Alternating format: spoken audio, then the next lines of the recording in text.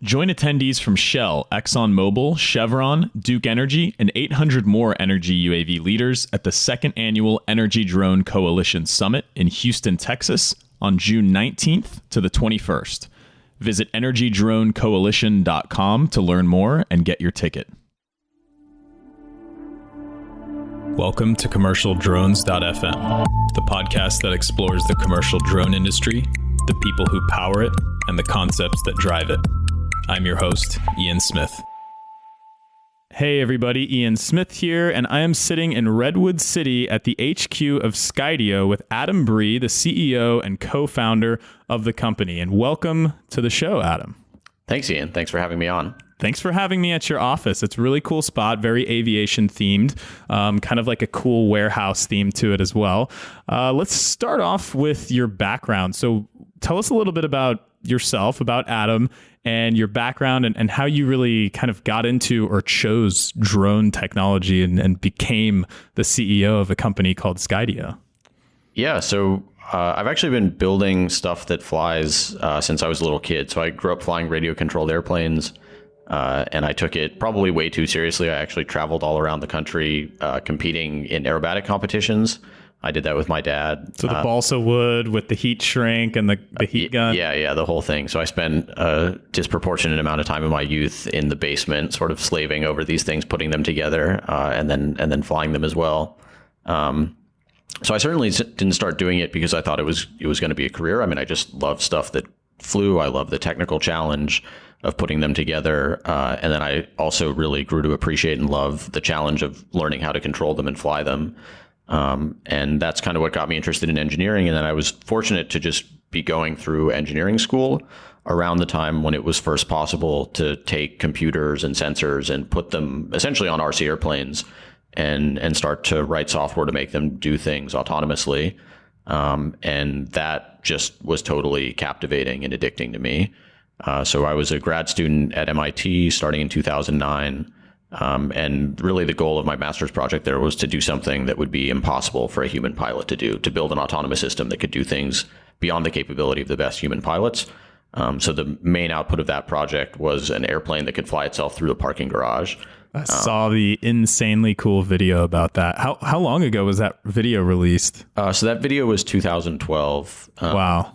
It was 2012. It was about a 2.5 year project. There were a lot of different aspects of the research, and it sort of worked a 1.5 years in, but it really worked 2.5 years in, which is when we made the video that got the most sort of play on YouTube. Yeah, if anyone hasn't seen that, it's basically like, I'll take the liberty here to describe it from a layman's perspective, but it's a fixed wing drone flying in like a packed parking garage, it seems, and literally flying around inside of like, I don't know how tall the ceiling was, like 10 feet, 12 feet? Yeah, so I know it in meters because our lab worked in metric units and we had detailed maps of the whole thing. So I think it was about 3 meters. It was 2.5 meters floor to ceiling. And the airplane had a 2 meter wingspan. So when it was banked over, oftentimes, and you can see this in the video, like it was, 20, 30 centimeters clearance for all these obstacles flying at about 10 meters per second, about 25 miles an hour. So this is something that a human pilot like maybe could do laps maybe once or twice if you're like really talented. Or I think not even. I mean, I was a pretty good airplane pilot in my day, at least when I was competing. And really the sketchiest part of the whole thing was when I was trying to fly this thing. So like sometimes to collect data, I would have to fly it around manually. And I crashed a lot doing that. So the computer crashed too. But I found it basically impossible to do it, flying it manually. Wow. That's awesome. And so after this, then you decided there's a business here, maybe. So actually not directly to Skydio. So, at the time at MIT, and this is where I met my co-founders as well. At the time at MIT, we just thought this stuff was super interesting and fun and challenging. And, generally it seemed like autonomous flying stuff had a lot of potential. So it was exciting to work on. But I would say it was before most people had really seen a lot of the business use cases that seem exciting today. And after MIT, we got the opportunity to go to Google and help start Project Wing there, which was Google's drone delivery effort. So Abe's our CTO. He's one of my co-founders. We were at Google for a year and a half. working on that project. We left before it went public, before they did the first public demo, to start Skydio. Nice. And so tell us a little bit about Skydio. So how old is the company now? How many employees are you guys at? And obviously, we didn't really mention yet, but you guys have released your first product, the R1, which is a fully autonomous flying quadcopter. That's super badass. But yeah, tell us a little bit about Skydio first, and just the company in general and employees and such. Yeah, so the basic idea for the company was pretty simple. Like we looked out at all the exciting things that people wanted to do with drones. So drone delivery was one that was getting a lot of attention. Obviously, we're working on it at Google. But 2014 was starting, when people were getting excited about different kinds of commercial applications. The consumer use cases were starting to come into focus. But basically what we realized is the things that seemed most exciting to people were also going to be the ones that didn't work particularly well with manually flown drones. And it seemed like autonomy, like really good, trustworthy autonomy, was just going to be at the core of most of the most interesting, valuable, exciting drone applications. And it was something that wasn't really possible with existing products. And I think it was possible in ways that people didn't totally understand. Like, because no drone has a person in it, there's not the same direct connection of like a self-driving car versus a manually driven car. Like, people look at a drone and it's easy to imagine it doing all these things, even though really doing them might take deep onboard intelligence in a way that at the time certainly didn't exist. So autonomous flight was something we knew a lot about. It's something we loved working on. And it just seemed like a great opportunity to take a shot at building a system that could be a big enabler for the industry. And that's really what we've been focused on since we started 4 years ago. So for the first almost year, it was just 3 co-founders in a basement writing software on off-the-shelf hardware. The company's grown quite a bit since then. So we're now about 60 people, mostly engineering, although we do all, building and shipping a product is a significant undertaking, and we cover all the bases that it takes to do that now. It's actually, I think, a very small team for the ambition of the product that we have. Are you guys building it here at the headquarters? Okay. Yeah. Cool. Yeah. So we actually do final assembly and test ourselves, which enables us to ensure super high quality. And it's also enabled us, I think, to ship faster than we otherwise would have, because we can iterate so quickly. Like, if there's an issue on the line, the software engineer who's working on that component can go and inspect it, diagnose it, debug it, and fix it in a way that just takes a lot longer if you're trying to do it overseas. Yeah, true that. Very cool. And so the specs on the R1, so it is a quadcopter in the traditional sense. It's got 360-degree obstacle avoidance, 4K camera, autonomous flight, built-in hard drive for storing media and such. What else is going on, like, under the hood? There's like a bunch of cameras on this thing. I mean, tell us a little bit about that. So I think the starting point is there's kind of a philosophical difference in how it was designed and built from other products that are out there. And basically what I would say is that we think of it more as a flying computer than as an RC quadcopter.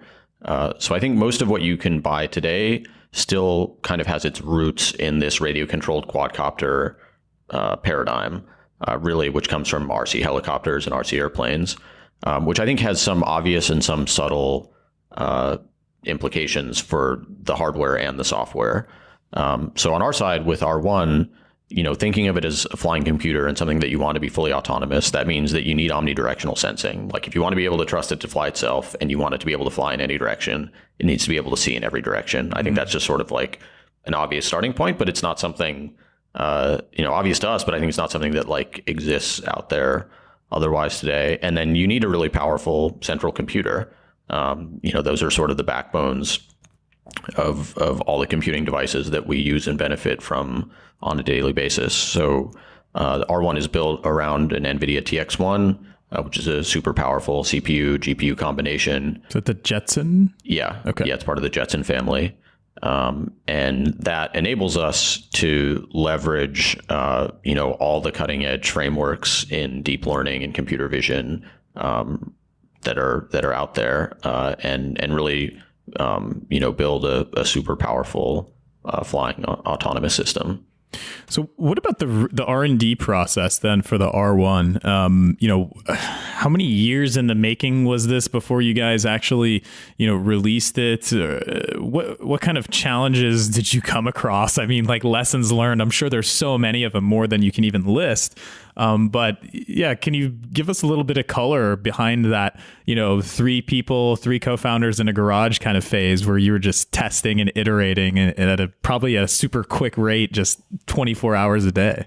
Yeah. So, overall, I would say it's taken us, I think, unsurprisingly for like a hardware startup, it's taken us a little bit longer than we thought to launch the first product. But the other thing I would say is that the capabilities and the level of robustness and maturity and the autonomy is really beyond what we thought it was going to be in the first product. And I think that it's a testament, first of all, to the team that built it. We're fortunate to just have an incredible group of people here spanning software and hardware, and all the different disciplines it takes to put these things together. But I think that we're also fortunate to be just doing it at the right time, where we're riding these trends in computer vision and deep learning and the hardware to support that stuff.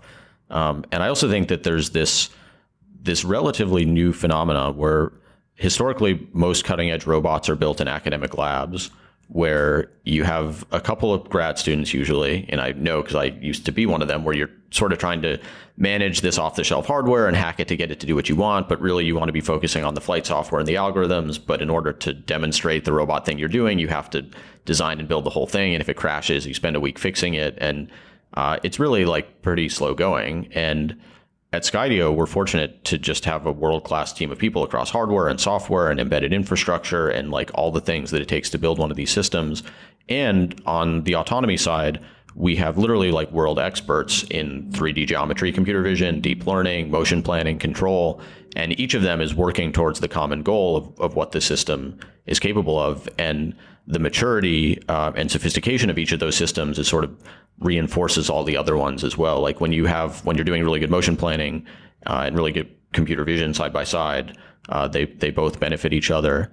And so I think that all of those ingredients together has been pretty fun to see what you can do. And I think that it's accelerating. It's not slowing down. Like, I have the long view on this because I've been around since the beginning when it was just 3 co-founders in the basement. Like the pace at which we're getting data back, our level of understanding of the physical challenges, and our ability as a team to like build stuff quickly that improves capabilities and adds new features and stuff is getting better and faster. And so I think it's just a really exciting thing to get to be a part of. The other thing I would say, and you kind of alluded to this, when it's 3 co-founders iterating on this stuff, one of the sort of methodologies that I think we've adopted, or I would say adapted to what I perceive to be the challenges of building a system like this. There's this idea of like the lean startup methodology, which, people take in a lot of different directions, but is basically like you want to ship your MVP as fast as possible and learn from customers. And I think there's a lot of, there's a lot of benefit to that way of thinking, but it doesn't necessarily apply to all systems. And I think in robotic systems, one of the sort of adaptations we've made is that you sort of have to think of the real world as a customer. And so we've made a lot because, you're building a system that interacts with the real world and has to deal with real physics and perceive things. And so, one of the things that we've sort of embedded in our development process is you want to be iterative in that respect of like, what's the simplest algorithm we could use to accomplish whatever we're trying to accomplish, get out there and fly it, test it, look at the data, see what's working and what's not. And I sort of look at it as you have these two masters that you have to please, like reality and physics, and then the actual customer and end user of the product. Yeah. And you have to have like an iterative mindset with respect to both. Well, your approach is fascinating. This is really cool perspective that I don't think we've had on the podcast before. And I'm really excited to dig into some of the potential commercial applications. Before we get to that part of it, on how to apply your technology commercially, there's a minor detail that I noticed. I'm not sure how many others noticed this. For some reason, I guess it's just my aviation background with rotary aircraft, but I noticed you guys have a 6-bladed rotor design. So each rotor and each motor is attached to a 6-bladed rotor, as opposed to like the traditional, what you see on these quadcopters these days, like industrial grade, et cetera, They usually have a 2-bladed rotor design, like a standard helicopter, in most cases. What's the reasoning behind this? Am I looking too much into this, or did you guys do testing that was like, okay, this is aerodynamically more efficient, maybe we'll get more battery life, or it's quieter? What's going on there? Yeah, so it was definitely a very intentional engineering trade-off, and I think that it just has to do with the specifics of our form factor. So we have these perimeter carbon fiber blade guard structures that go all the way around the device, which hold the stereo cameras that see in every direction. And so having those puts the cameras in this totally unobstructed view where you can see everything in every direction. And then they also protect the propellers. But in doing that, they put a little bit of pressure on the sort of diameter that you can have. And so it puts more design pressure on like how much lift can we cram into a smaller area. And if you were willing to spin the thing super fast and make a bunch of noise, you would be slightly more efficient with the 2-bladed propeller. But the more blades, basically like the more surface area you have in there, the slower you can spin. So the quieter it's going to be. So we did a lot of investigation, and we actually studied it from a few different angles. There's just the pure metric efficiency. And then there's also the more sort of subjective, not just the magnitude of the noise, but it's the way people perceive it. And so we did a fair amount of sound studies around that and picked a propeller design that was almost as efficient as the optimal thing would be, but significantly quieter and more pleasing to listen to. So I just have to say, I'm very proud of that question. That was a good question that I just came up with. But no, honestly, I like drones. Their noise it's very disturbing, and it's one of the hurdles to like mass adoption. Like, I mean, you can't just imagine. There was a study, like NASA did a study. Someone did a study that like the noise of a drone is like more annoying than anything or something. They compared it to something super mundane, like the sound of just like a car going down the road at the same frequency. I don't know if I'm using the term correctly, but basically the drone sound was like grating to the ears and kind of annoying. And so yes, I'm very glad you guys thought so much into that and did sound testing too, because I think that's a big hurdle as we move forward as an industry in the future. Yeah, I totally agree. And I think we'll come back to this, but I think that, it affects size, weight, noise all come together, and that affects our sort of view of the commercial landscape as well. Cool. So the price of this drone, that's something that I look at the internet comments and everyone's like, oh, it's so cool, but oh my God, it's so expensive. They're never going to sell any of these things. It's probably purposeful, if I'm not mistaken. I mean, you guys price this like knowingly. Like, is there like a strategy right now? Like, do you want to limit the demand a little bit with this? It's your first hardware product. It's the initial thing. It's kind of niche. It's very powerful. What's the story behind the pricing? Sure. So I think the right way to think about this is it's analogous to other kind of first generation compute devices. So there is a lot of technology packed into R1 to make it possible. Like the goal of it is not to pack in as much technology as possible. It's to deliver this breakthrough autonomous flying experience, which enables all these cool things for our customers. But in order to do that, we had to do a ton of R&D, and we have, there's just a lot of, from a hardware standpoint, there's a lot of stuff in there. And I think that's just the reality of doing these like new, challenging, ambitious products for the first time. Like if you go back through the history of personal computers, I think this applies to Tesla to some extent. Like they had to build these lower volume, more expensive cars in order to figure out how to build higher volume, cheaper ones. And I think that all of those dynamics are in play for us. And the other thing I would say is that it's, people like to compare it to other drones, but I think in a lot of ways that's just kind of a non sequitur comparison for most use cases, because the way that you use it and the kinds of things that it can do are just completely different. Mm-hmm. and the fact that I understand where it comes from. Like, it has 4 propellers and it has cameras on it, so it looks like a drone. It is in some sense a drone, Yeah. But it's just very different from the other stuff that's out there. And I think, it's clearly at a price point where it's not like a mass market mainstream thing. But it has we feel, and I think our first customers would agree, like, it has a pretty amazing value proposition for what it can do, where it really is like a professional film crew thing that fits in your backpack that one person can use anywhere in the world, anytime you want, without someone needing to be there to fly it. So to capture activities that people are passionate about, to tell a story in a way that otherwise wouldn't have been possible, it's probably not yet for everybody, but we think that it does something pretty special for the people that have a use case that fits.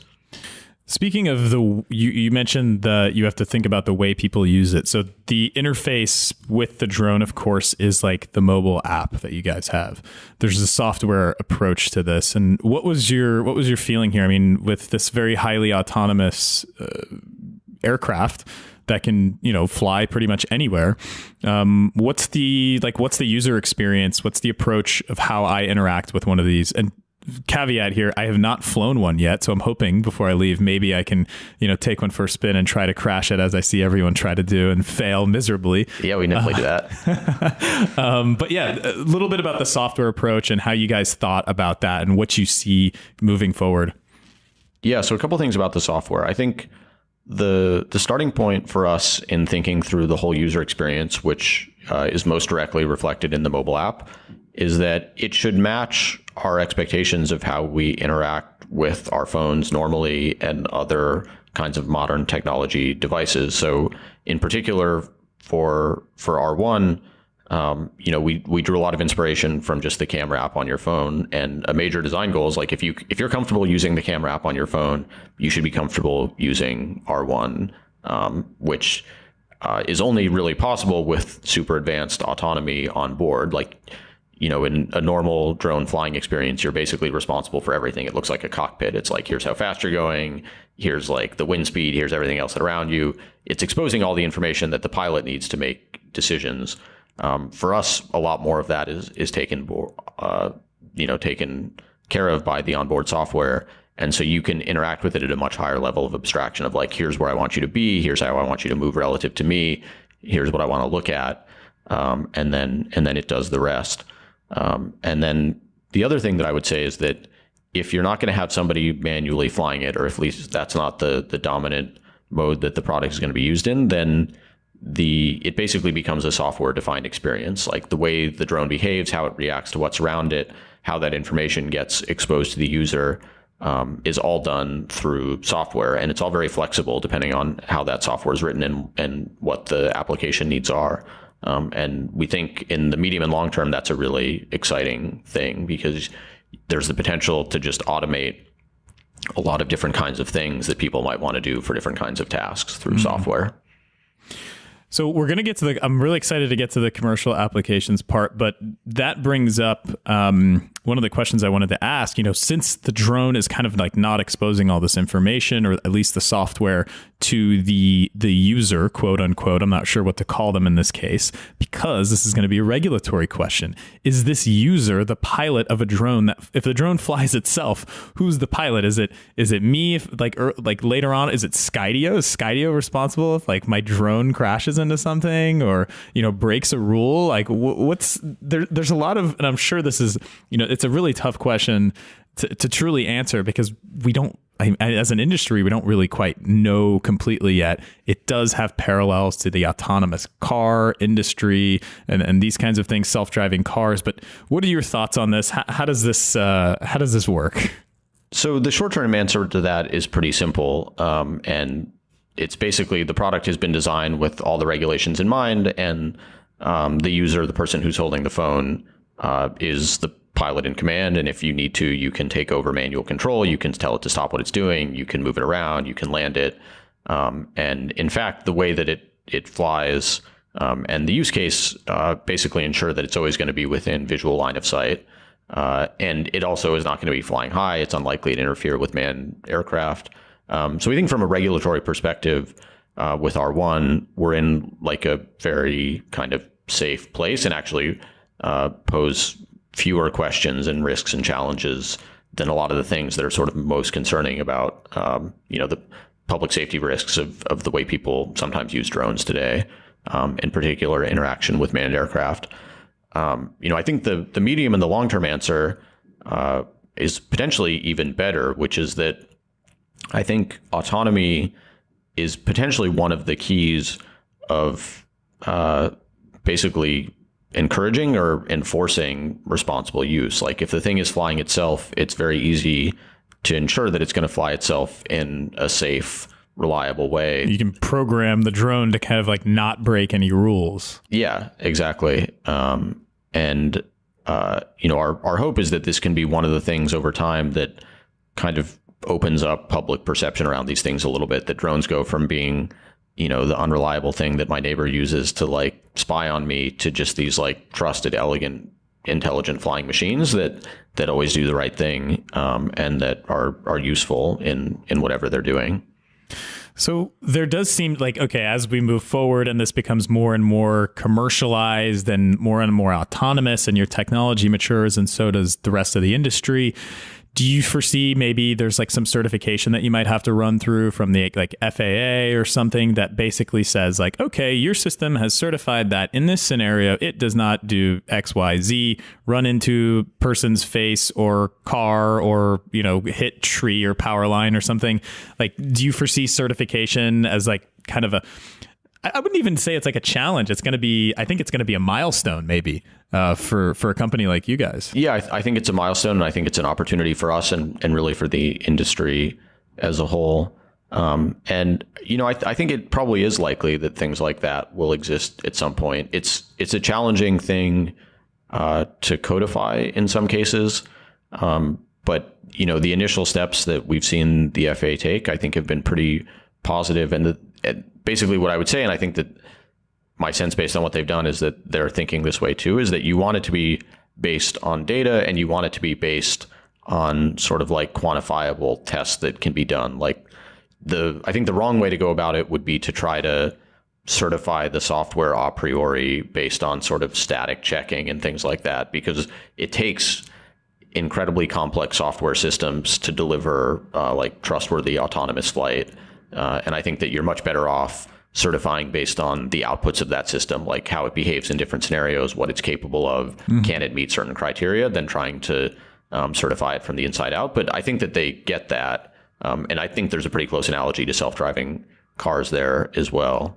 And so, yeah, I think that we're probably a few years away from that being a real possibility, but I'm optimistic that at some point we'll be there, and that it'll be a good thing for the industry. I mean, I think ultimately anything that encourages responsible use and gives everyday people, drone users or not, sort of peace of mind that these things are going to behave intelligently and responsibly is going to be a good thing for the industry.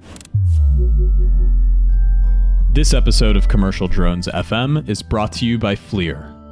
Pretty much everyone in the commercial drone world knows about FLIR's thermal imaging technologies and may even have a basic understanding of how their sensors work.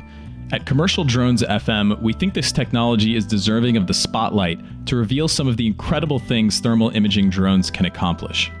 Drones equipped with thermal imagers offer a way to see the world from a different perspective, which can help identify infrastructure problems, locate missing people, and increase safety and efficiency across a variety of industries. The value of thermal imaging for commercial drone operations is undeniable. So I want to use this podcast as a platform to dive deep into the world of heat and seek out the best practices and the unique use cases that make thermal imaging sensors the most drone-ready payload for commercial drone applications right next to RGB cameras. So join us over the coming months as we invite FLIR and their customers into our studio to discuss the technical and practical uses of their groundbreaking efforts in aerial thermal imagery. This episode of Commercial Drones FM is brought to you by Deveron UAS. Deveron UAS offers enterprise drone services for farmland across North America. I recently spoke with Bonduelle, one of Deveron's largest customers. So my name is Jennifer Thompson. I work for Bonduelle America's Long Life. We're a vegetable processor. Bonduelle is a very large company with 54 plants in the world. Here in North America, we have 11 plants doing frozen and canned vegetables. So naturally, I wanted to know, how is Deveron helping one of the largest vegetable processors in the world by using drone technology? So we use Deveron to service and support our precision agricultural needs. For us, it's not easy to have our own or fly our own drones to gather crop data. So Deveron is ready and available to work for us when needed. We fly thousands of acres, and managing those acres, it just works very easily with them in our fast-paced growing season. They're not just providing data, they're helping to solve issues and find solutions. Well, that's very important work, but what's your favorite crop to eat? My favorite crop to eat is sweet corn. I will eat sweet corn 365 days of the year. I'm not sure if I've ever eaten sweet corn yet that was monitored by drone. To learn more, visit deveronuas.com/dronesfm and see for yourself how Deveron is leading collaboration in agriculture with drones. That's deveronuas.com/dronesfm. Okay, back to the show. So R1 is, for all intents and purposes, at this point in time, a consumer product. Like, that's how I view it. That's how I believe it's marketed. I don't know if you would disagree with that. But now let's get to the exciting commercial stuff. This is Commercial Drones FM. What kind of applications and what is your view mid to long term on how Skydio technology, you guys could license your technology. I mean, there's like a software, there's an algorithmic component of this. You could build your own hardware, you could do software. I mean, what kind of thoughts and where do you feel that this super highly autonomous technology that you guys have been building and released can be applied to commercial scenarios that are going to, save businesses money or increase productivity? What can you tell us about that? Yes, you probably wouldn't be surprised to know that we're incredibly optimistic about this. And our core belief, as I said, is basically that autonomy is one of the keys to making drones useful essentially across every application. And we view commercial opportunities as a huge part of that, and in the long term, potentially the bulk of that. And if you look at what's working today in the commercial space, most of it is sort of built on this paradigm of it being a low-flying satellite, where the drone is flying high overhead, it's above all the structures around it, it's relying on GPS and doing GPS waypoint following. And even so, you still need to have a person there to watch it to make sure nothing messes up, to manage takeoff and landing. And I think that we will look back on this as really the super primitive early days of drone use in the commercial space. And autonomy is the thing that, what all commercial use essentially revolves around is capturing data that you wouldn't otherwise be able to get in some form, either doing it more efficiently or enabling data capture that you couldn't otherwise do. Everything except delivery, I should say, which is sort of its own specialized thing. And we think autonomy is really the key to making that a scalable, reliable, trustworthy thing where you can push a button and deploy one drone or a fleet of drones, or you don't even push the button. It's all automated in software. And so that's definitely, a future that we're building towards. And I think R1 is a significant step in that direction. So I mentioned this earlier, like it very much is a software defined experience, and the software that we're shipping and marketing currently is oriented towards this like autonomous capture thing, which is amazing and cool. And we're seeing a lot of incredibly exciting stuff happen there. It's a product that has kind of been imagined, but hasn't been made real. We feel like until R1 existed. But we think that there are a bunch of other software-defined experiences for different applications, which are also incredibly exciting and cool. And I think one of my just overall most optimistic data points on drones as general is that this still happens today, even though I've been doing it for the last 4 years. Like I'll talk to somebody and they'll propose an idea for something that like I never thought of before for what you could do with a drone. And I think most of those things over time are going to come real. It's just going to take a sort of foundation of autonomy, and then creative software developers around and on top of that to enable them. And so that's definitely a future that we feel like we can be a big part of enabling. I like that too. Whenever someone comes up with something you totally just never thought of, and it's like, what? Why didn't I think about that? It's really cool. Do you guys have any like specific, maybe like things like, so you mentioned, okay, right now the drones are kind of like hovering. They're like above everything. They're above your head. They're doing remote sensing from a significantly, in the grand scheme of how drones can go really close to things, a far distance. Do you future Skydio products, maybe it's something that's going to be like right up next to a, I don't know, power line, pipeline, wind turbine, something that's just literally using its onboard sensors and computer vision to get super, super close to like the most minute detail and just like dive right in and maybe even do onboard processing. So it does like a quick pass over the whole thing to get like a macro view, and then it goes micro to inspect like some rust or like a crack that it saw. I mean, is this kind of like in line with what you guys are thinking maybe? Yeah, definitely. I mean, I think you're hitting a lot of this stuff right on. The first thing is that, navigation should just be taken for granted. Like you should be able to trust that the thing is going to fly itself in close quarters. It's not going to like fly away if it loses a GPS signal. It's not going to bump into anything. Like, I think that's just a fundamental baseline capability that didn't really exist before R1 that is a necessary building block for a lot of these things to make sense. And then on top of that, you pair the capability to respond in real time to what you see. And I think that you get to some pretty powerful places because you can do the things that you would do if you had like an expert operator or pilot or photographer there doing whatever the task is. So, the stuff that you're mentioning, and, you can list off any sort of infrastructure, but just getting in close to structures, seeing what's actually happening, capturing them at high resolution in a seamless, safe, reliable way. Just that capability alone, I think, is something that doesn't exist in a reliable, scalable way and can have a huge impact across a bunch of different industries. And like, honestly, most of today's commercial drone applications, they're all focused on outdoor activities. So we're not even we haven't even talked about like the potential implications for, I don't know, warehousing and, zooming around inside a warehouse, QR code scanning and just gathering data. I mean, in a GPS denied environment, because your product can work indoors, if I'm not mistaken, like zero GPS. Yeah. So the product has GPS on it. It can use it if it's available, but it can fly completely independently. So it can totally fly indoors. It can fly in confined spaces. And, I can't say too much in detail about this, but like we had some notions of, we thought places where this could be useful. And since we launched, we've gotten a huge amount of inbound interest for different kinds of things that could be done like this. And yeah, I mean, we think it's pretty cool and something that we're in a kind of unique position to be able to deliver. I would say the fundamental capability, again, excluding delivery, but the fundamental capability, if you think about it, is just sort of automating access to the physical world in real time, like being able to put a sensor wherever you want, whenever you want, in a reliable, trustworthy way, which at maturity, I mean, there are very few limits to what you can do there. Yeah. And, everything's so fixated on cameras. Let's take pictures, let's take videos. But like you said, it can be any kind of sensor. Like, it doesn't have to be a camera.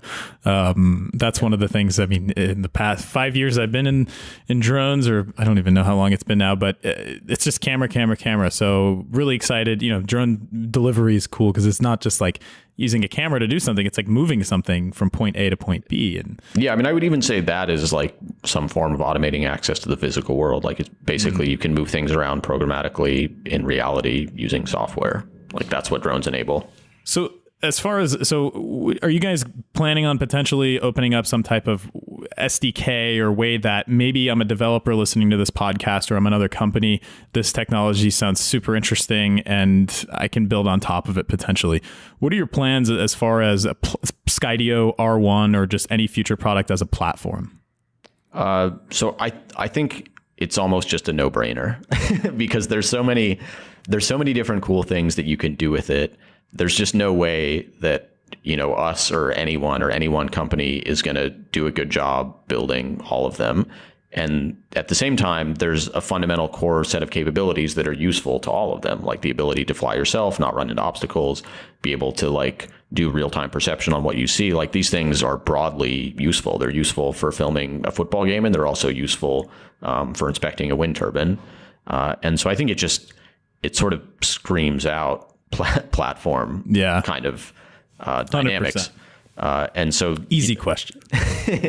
Yeah. So, this has been part of our vision from the beginning, and I can't say anything specific today other than we think it's a real thing. We think it's important.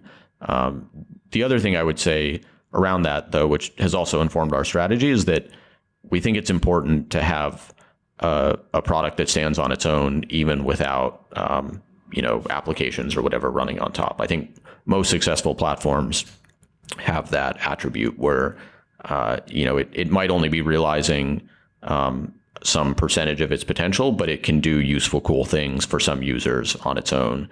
And that can sort of get the flywheel going of like people use it and play with it. In our case, like we get feedback and data back and we can improve it. And then we can start to open up the capabilities for other people to use and extend in different ways. I'm excited for this. So the future, I mean, obviously that's one of the kind of prongs, I guess, of Skydio's future. But what else, I mean, are you excited for just in general, looking forward? I heard about Skydio probably when you guys finally went public with hey, we're building this really cool autonomous thing. Stay tuned. And that was a couple of years ago or something. I might be messing up the timeline, but what are you excited for as just looking forward for, after having launched the R1 and, more people are getting it in their hands. They're talking about it. Yeah. I mean, the really exciting thing to me is that I think we're still, we're still close to the beginning. Like we're still close to the beginning of what's physically possible with these products. There's still huge headroom in the software to improve things and make for an even better, smarter, more seamless experience. I believe, even with what's out there today, we haven't really scratched the surface of applications, because in order to develop applications on existing products, the application developer still sort of needs to think like a pilot. And really, the application developer should be thinking more like they're writing a video game or something. Like they're just moving around this virtual sensor platform, and they don't have to worry about taking care of any of the stuff that a pilot would need to take care of. That's all taken care of by the platform itself. And so I think that we're right at the beginning, and there's just exciting stuff in every direction. So that's kind of a vague answer, but that's really how we feel about it. It's exciting. I think the other thing, and this is maybe just a little bit more tech philosophical in general, I think that a lot of technology goes in all different directions, but a lot of it is sort of pulling back from the physical world. It's like AR and VR and just like getting the screen closer to your face so you don't have to interact with reality. And not that there's anything wrong with that. I think there's a lot of cool stuff happening there. But my hope is that drones can be at least one avenue of tech that anchors us more to doing stuff in reality. I mean, drones move around in reality. Like our first product, a lot of people inside the company say this, like a lot of people here have been a lot more active since they started using our product, because it's just like, oh, like, what am I going to do this weekend? I'm going to go do some like fun outdoor thing that I can like test R1 and get some cool footage and like, I hope, and I think that's a real thing that will continue, at least for some use cases. Well, I'm watching you guys super closely. I'm really, really excited for what you guys come out with next and how this is going to affect the commercial industry, the commercial side and industrial side of drones. So if you're listening and you're interested in extending Skydio's R1 for commercial applications, go to skydio.com/technology and then scroll down to the bottom, and then there's a build on R1 module. And you can check that out, leave some feedback over there on kind of like how you would use R1 for commercial purposes. Is that correct? Yeah, I mean, we're basically just looking to capture interest from people because, as I said, this is something that we're interested in. We are going to do, and so that's sort of the way for people to be first in line to like hear about it. And that's a real thing. Like I read what people write there, and it affects the way we think about what order we should do things in. Awesome. So that's skydio.com/technology. So Adam Bree, CEO, co-founder of Skydio, thank you so much for having me, hosting me here. Thank you for being on the podcast. I'm really excited to go fly that R1 now. All right. Sounds good. Thanks, Ian. All right, everyone. We're going to cut off the mics. Cheers.